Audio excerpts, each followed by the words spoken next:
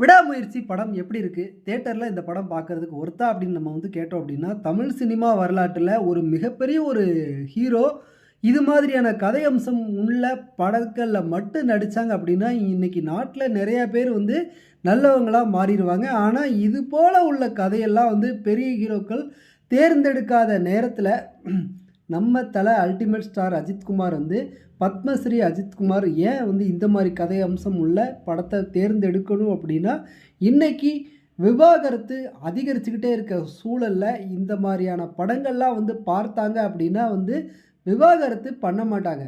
என்றைக்குமே நம்ம தாலி கட்டின கணவனை வேண்டான்னு ஒரு பொண்ணு விட்டு போகிறா அப்படின்னா, அந்த மனைவியை அந்த கணவன் நேசித்தான் அப்படின்னா எந்த எல்லைக்கும் போவான். விடாமுயற்சி எடுத்து அந்த பெண்ணை காப்பாற்றுவான் எந்த சூழல்லையும் அப்படின்னு சொன்ன படம் தான் விடாமுயற்சி.